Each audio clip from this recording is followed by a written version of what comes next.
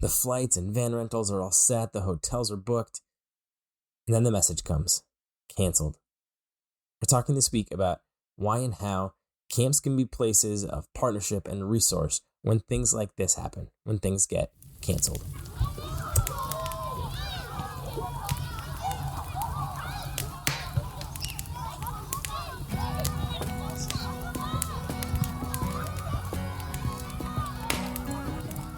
Welcome to the Sacred Playgrounds podcast, where we dive deep into theology, research, and practical wisdom for camps, retreat centers, and other key ministry spaces.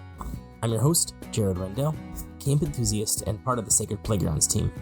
This podcast features Dr. Jake Sorensen, a scholar and practitioner who's helping leaders think more deeply about outdoor ministry and the impact it's making. Wonder with us what God might have in store at your sacred playground.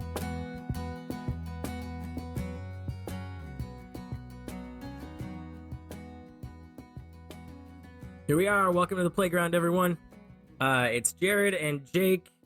Jake, how are you? It's good to see you, as always. I am doing well. It is good to see you as well. We are recording this in February, post Groundhog Day. So, it seems like this is the time when we start looking forward to spring and summer. We're still in the dog days of winter. I mean, it's pretty cold here again. I think it was below zero this morning. How about up by you guys? Yeah, negative 7 or something this morning when I sent the kids to the bus. That's a touch nippy out there. But we're hoping that we're going to start turning a corner pretty soon. We know that spring is going to come. The maple syrup is going to start flowing in the trees, and snow is going to melt, and summer is right around the corner, my friend. It's coming. We're all thinking about it, and right, some of us are thinking about the plans, and some of us are thinking about changes in plans, right? Because we're recording this again in this first week of February, when one of the things, like we like to talk sometimes here, about recent events and things that happen that affect the church, that affect camp. And there was one big loss this week when the ELCA in particular made the really heartbreaking to a lot of people decision to cancel the National Youth Gathering for this summer, and even then just say to push it out, and so there won't be another one until 2024 now. It's devastating. Did you ever go to the gathering?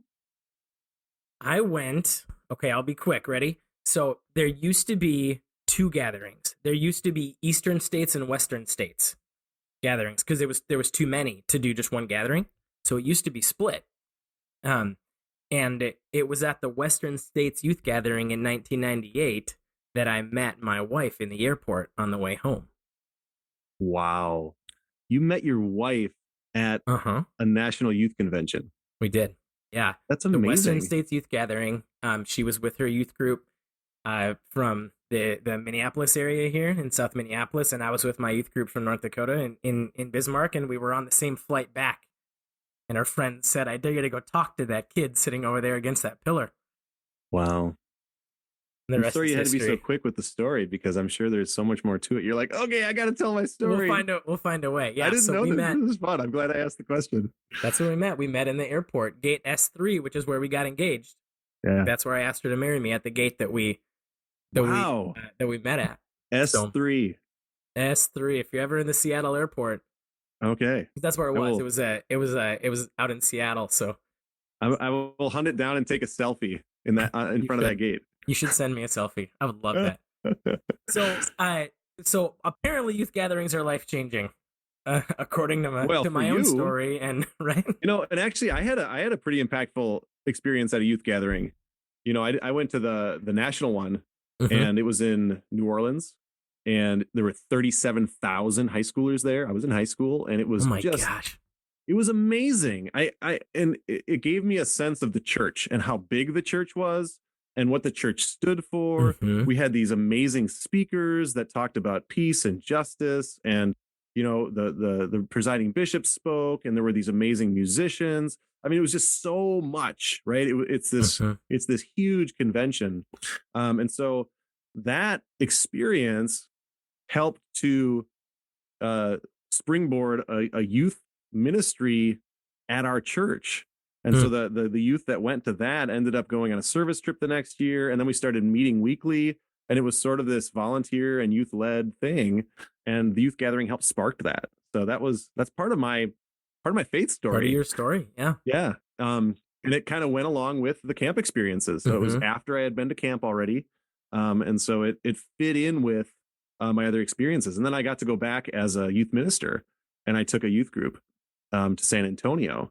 Okay. And again, it was two gatherings at that point, but they were both in the same Right. city. But still, just a tremendously impactful experience for those young people. So, and if you You're a big deal. remember, when we did the camp and church leadership project, and we did the survey of all the clergy members, this was one of the big four. That's right. And so, alongside camp, Sunday school, and campus ministry, the National Youth Gathering was one of the big four ministries that really predicted earlier call to ministry and more direct kind of faith formation track. And there's something about just being there amongst this whole church and getting a sense of who we really are, that forms the identity of a young person, in terms of like, I could be a part of this. Hmm. It's different when you're part of a little congregation that might be some infighting, and maybe it's healthy, maybe it's not, but then you go to something like this and you see, oh, this is what it means to be part of the big church. um Yeah. it's hard to replicate that. It really is. Truth. Yeah. Yeah. Being part of something much, much bigger than yourself, and all those bases, right? Meeting people, being in, new kinds of groups, all these formational, these very basic things that make something formational. When you think about it, it makes sense that an experience like this would be so important. Yeah.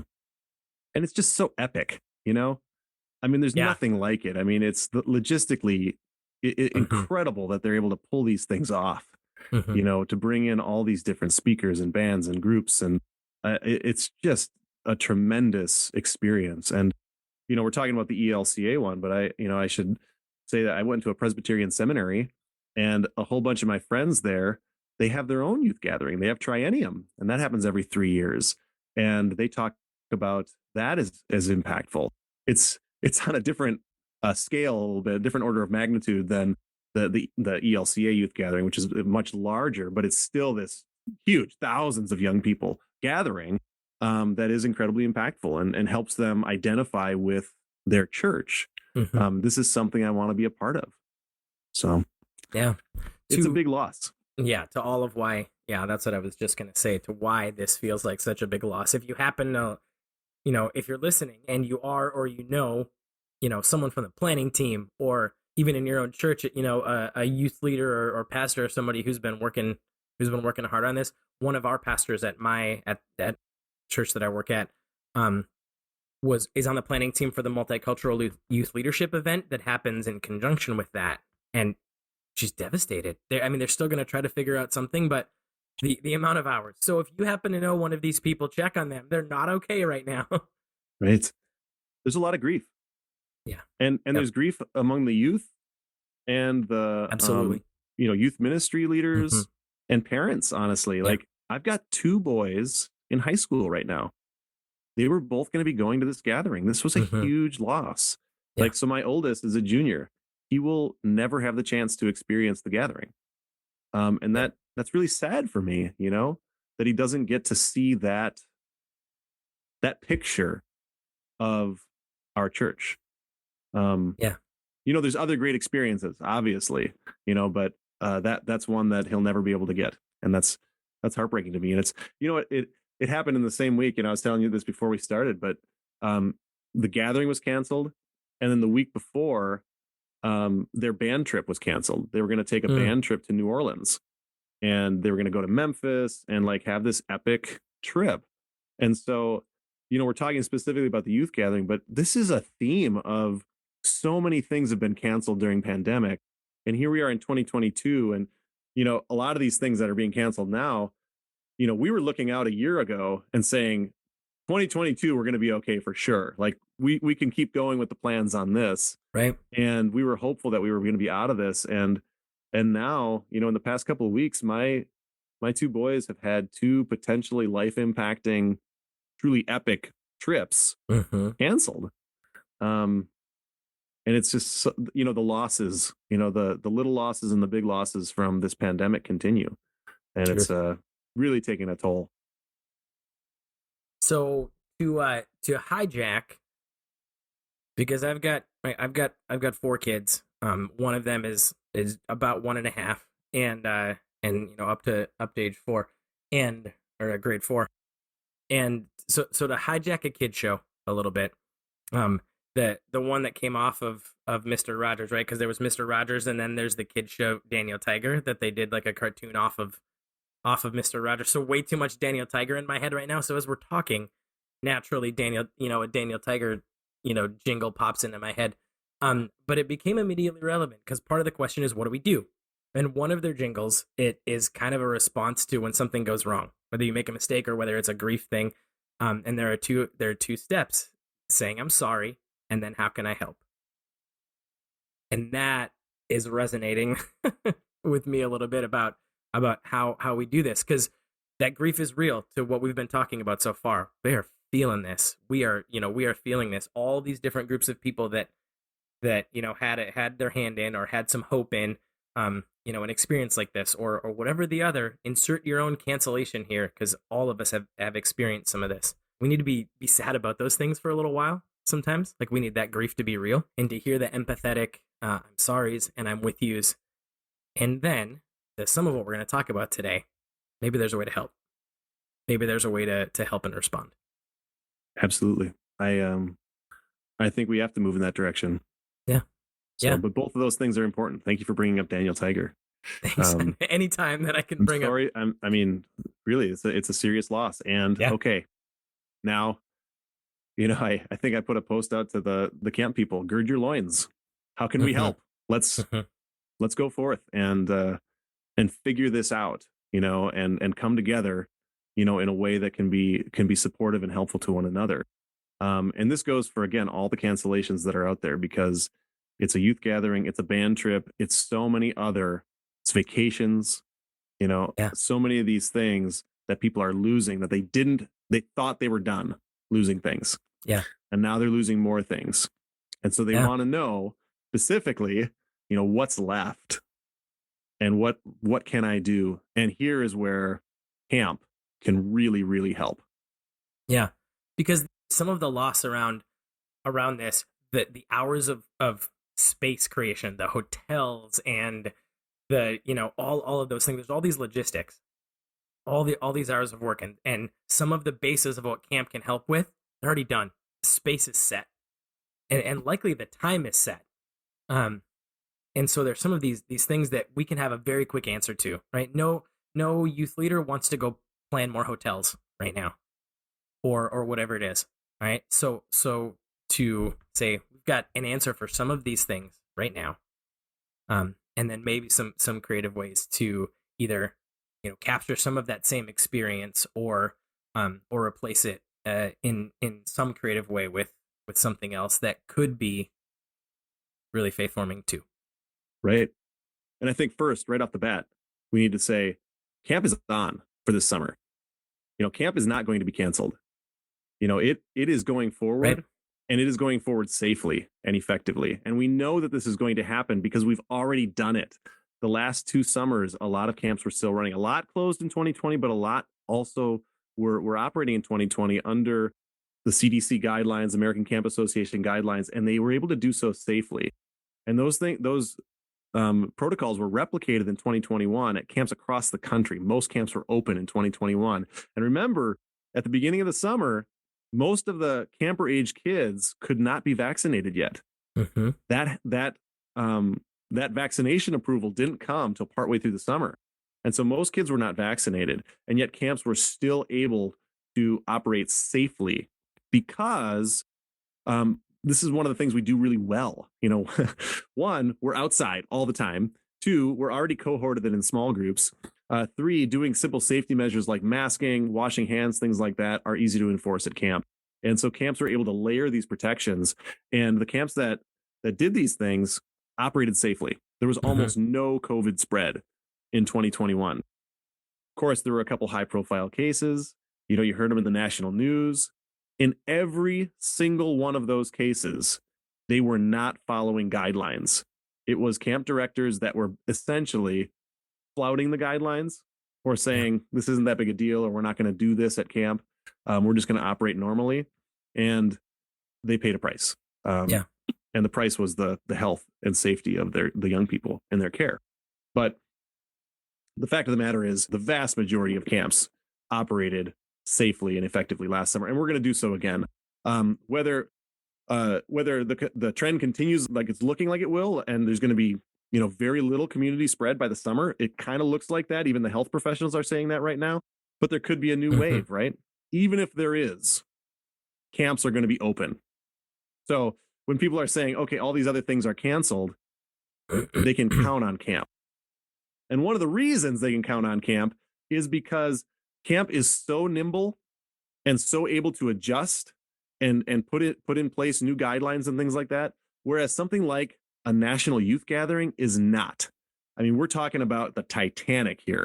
And if you need to shut this thing down, you have to do it early. And that is why the planning team had to make this decision so far in advance. I mean, we look ahead and we say, well, this wasn't scheduled till July. By July, there probably will be very little community spread. However, I mean, they're booking bands, they're booking speakers, they're booking all these different venues. It's not in one spot; it's all over the city. And so, logistically, there's so many things to put in place that they weren't able to pivot in the same way that a camp can say, "Okay, we're going to do more things outside." Okay. There's more community spread. That means we're going to put these precautions into place. They're already ready to do that. And so they're nimble enough to adapt. Whereas these epic things that take so much logistical planning, we're simply not able to do that, which is, again, it's tragic. The point is, count on camps to be open this summer. Let's take a quick break, and then we'll talk some more about what that means and a couple of ways how camp, if you're a camp leader listening, what might be some ways to fill some gaps and make some connections. Be right back. The Effective Camp Project has helped Christian camps across the country tell their story in a new way to parents and donors. You know that camp makes a difference because you see it with your own eyes. But we need reliable data to convince those who are skeptical and to help us identify areas for improvement. Now is your chance to gather data from your own camp. Our team of experienced researchers works with you to create custom surveys for your campers and parents. We compare your results to data from dozens of other Christian camps to show where your camp really shines and to target areas for program development. In addition to data reports and in-depth consultations, you will receive a communications toolkit to share your unique results with your audiences. Visit effectivecamp.com to learn more.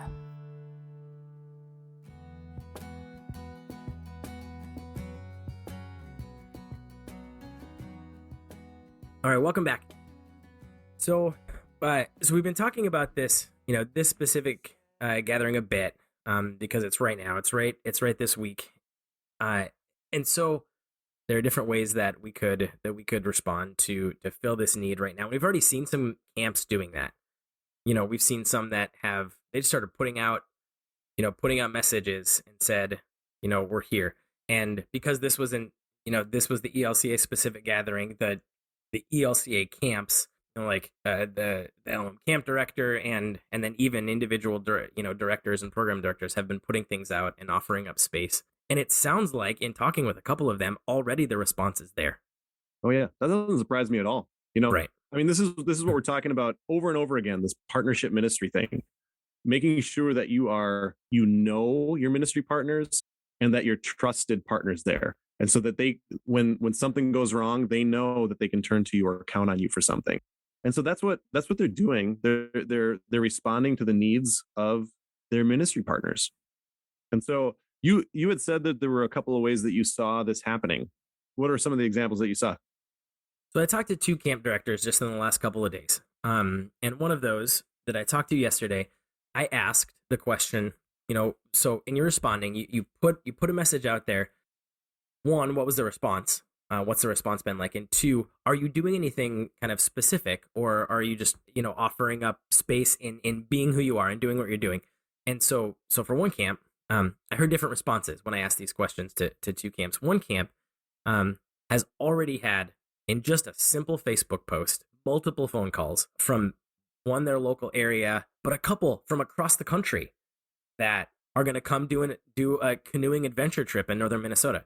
And so it was there, right? It was like, this puzzle piece fits in this other puzzle piece. They're not doing anything specific. So that's one way to go about this, is say simply, hey, we can just create capacity and space and time, and we're going to do exactly what we planned on doing for whoever else it might be, and say, hey, this might be exactly right for you, and we're ready for you if it is. And we will make all of those things that you don't want to do, like logistics and where a meal's going to come from and where are we going to do it. We've got all of that. It makes perfect sense. They know the exact week that the event was scheduled. They, you know that youth already set aside the week on the calendar that was booked for a church trip. And so, hey, we've got space that week. Sign up. Yep. It's a simple way to respond. Right, exactly. They got multiple phone calls. And this is since, the official announcement went out 2 days ago. Right. So this is within the last 48 hours. They've got multiple phone calls. They've got multiple trips that are ready to be booked. Yep. At that camp. Makes sense. It's a no-brainer. What was the second way that people responded?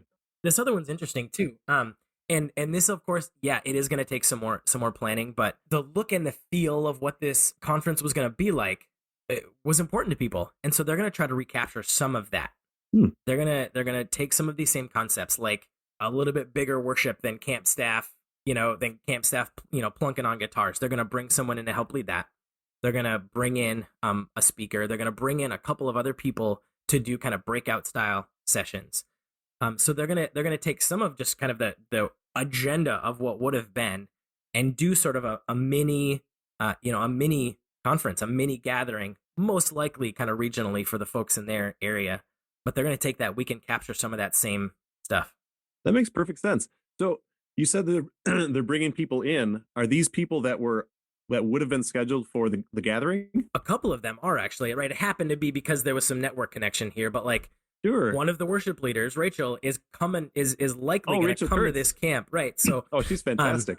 Yeah. Rachel's great, and so the plan, right? And of course, this has been a couple days, so all of this is tentative, but. Oh well, we already announced it, so that now she's committed. Close circuit to Becca. This better happen. So right, this is one of our camp friends. So they're gonna even bring some of these connections in, worship leaders, speakers, things like that are either going to be part of that or are, and it intentionally, actually, they're bringing some local folks who were going to be going on the trip but have done some speaking. This couple is going to come in and help lead a handful of those breakout sessions. They're going to do a leader track probably, right? So there was leader tracks at these gatherings too, where these leaders get resourced and equipped. So they've got phone calls out. One of them happened to be my wife, who got a phone call about, hey, could you help facilitate kind of a leader resourcing track? So that was another way about this, right? There's one where let's just be who we are. And another that says, oh man, this experience was going to be so important. Let's try to capture some of that. And of course, they're also going to do campfire, and they're also going to have some of these classic camp experiences and do a bit of a hybrid way of being that week. So those are the two we heard just in the last 48 hours. So those are two different ways that you've heard that people are responding. I heard actually a third way, where it's very similar to your second way. But it's partnering intentionally with other ministry groups. And so partnering with the local synod, which is our local judicatories, and trying to do more of a local gathering in partnership with them. And so using the camp staff, probably using the camp property, things like that. And so right, there are so many options because there are so many people who are going to be involved. We're talking about tens of thousands of people that suddenly need to make other plans for one specific week of the summer. And so these are some great ways that camps are pivoting, but also saying, hey, we want to help you. How can we be good partners in ministry? And one of the great ways to be a partner in ministry is to offer your space up, to offer a similar experience or a different experience, but also to look at some of these speakers and musicians that were booked and now aren't. Hey, we got a gig for you. Come on over. Right. That's great to hear. And so I think the overarching story again is partnership.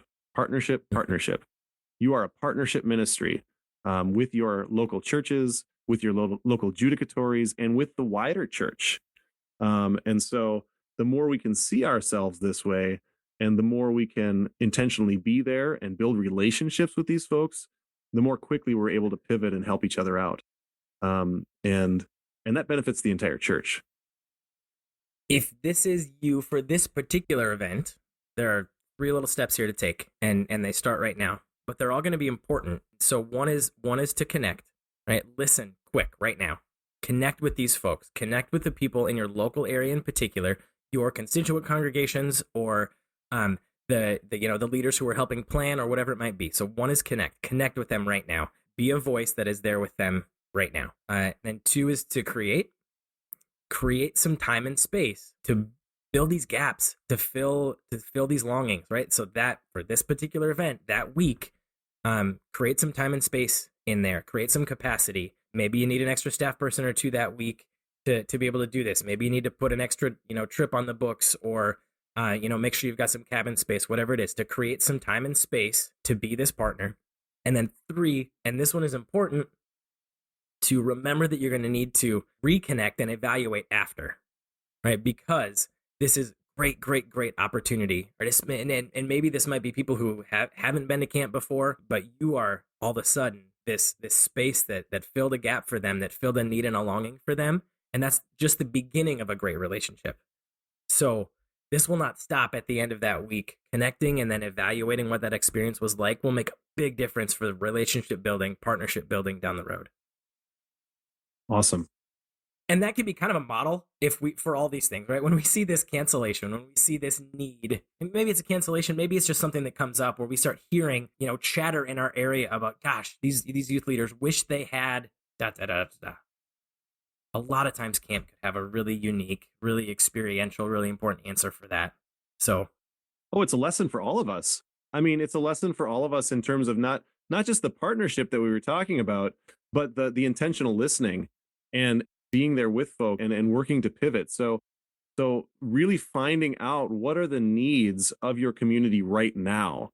A lot of our camps operate under inertia, and they have the same programs year after year after year. And those can be incredibly beneficial and wonderful and even longed for. And there might be specific needs right now that your camp can help fulfill. Yeah. That you can help respond to those needs. So consider those things. I mean, so like my kid's band trip was canceled. How many other trips were canceled in your area? What other things, where are there gaps that you might be able to help fill these needs? And so, I think of a local camp, even as I start making associations here where I think about the band trip being canceled. There was a local camp that invited a local school for their band camp to camp because they could do it more safely there. It's a space away, but they could also do it outside.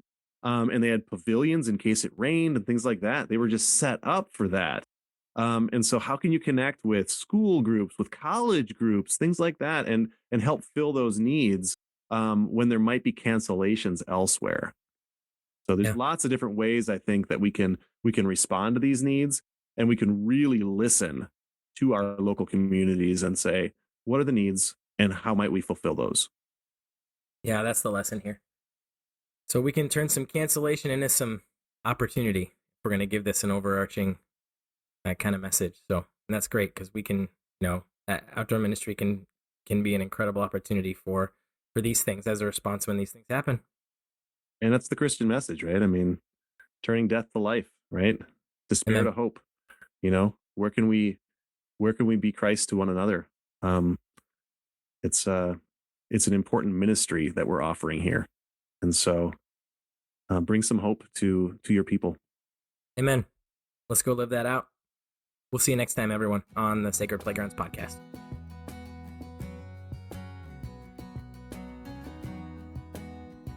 Thanks for listening to the Sacred Playgrounds podcast. This episode was produced by me, Jared Rendell, and featured Dr. Jake Sorensen, lead researcher and founder at Sacred Playgrounds, LLC. Our theme music was written and performed by Taylor Wilson. You can find his original songs wherever you get your music. Learn more and connect with the Sacred Playgrounds team at sacredplaygrounds.com.